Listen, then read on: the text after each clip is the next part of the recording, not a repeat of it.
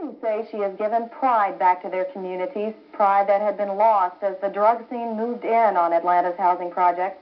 Almost single-handedly, Sandy Hartman has cleaned up her properties, driving drug dealers out. But now she is losing her homes, not to drug dealers, but to bankers. From now on, so what you need to do is just have it out. Sandy Hartman grew up poor as a child, constantly embarrassed by her menial lifestyle, and as an adult, she is determined to help others like her feel proud of where they live.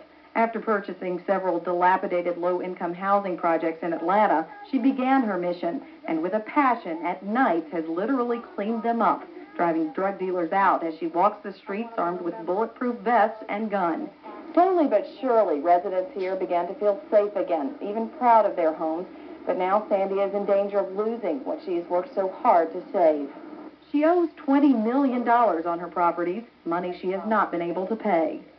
But in February, I was unable to make mortgage payments due to two things. One, the drug situation, and then that was one. Then two was the economic situation. I mean, the economy is just horrible. But she kept fighting, continually upgrading her complexes, and even writing a letter to the Federal Home Loan Mortgage Corporation asking for a moratorium on back payments and a 50% reduction on payments for the next 2 years. They denied her request. So what I was asking for was just time. That's all I asked for them to bear with me and give me time, and then we all could win.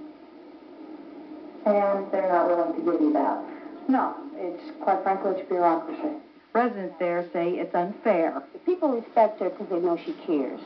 We respect her because we know she cares. I think she has done a lot for the community. It's a shame that someone who cares and has done so much, worked so hard and diligently to do something, you know, is happening to her.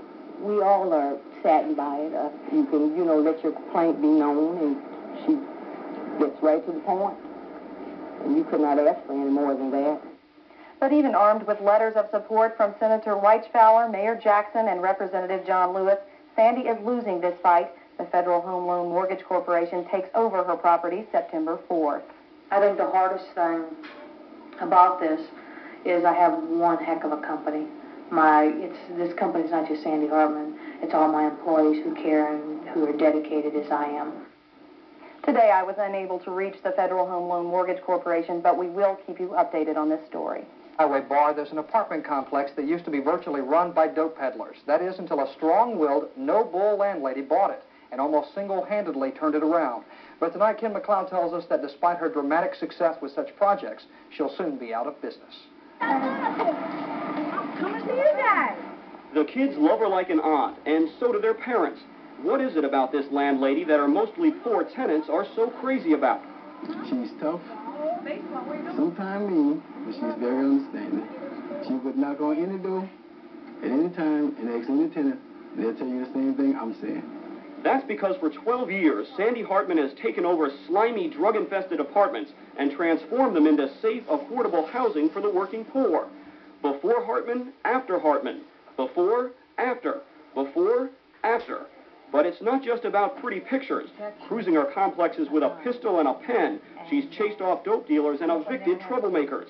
Her office is filled with accounts of her accomplishments. I let them know they weren't going to run me down, that they would have to go right over me if they wanted to win, and they didn't. I won.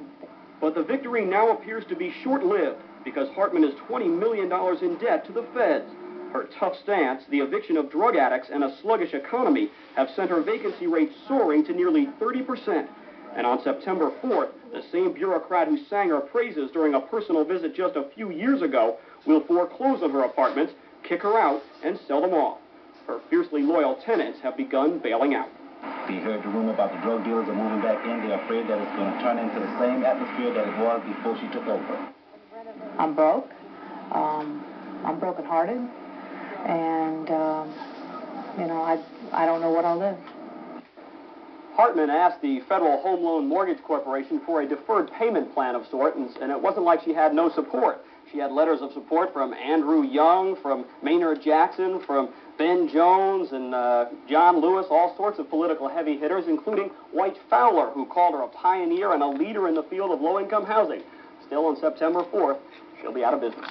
You know, she said that she didn't know what she wanted to do, but I can't imagine her actually giving up on helping the poor with affordable housing. Well, Kelly, she says that with the supporters she has, she'll be back in business sometime, somehow. And you know what she'd really like to do? She says she'd like to take over an Atlanta Housing Authority project and show people what's really possible.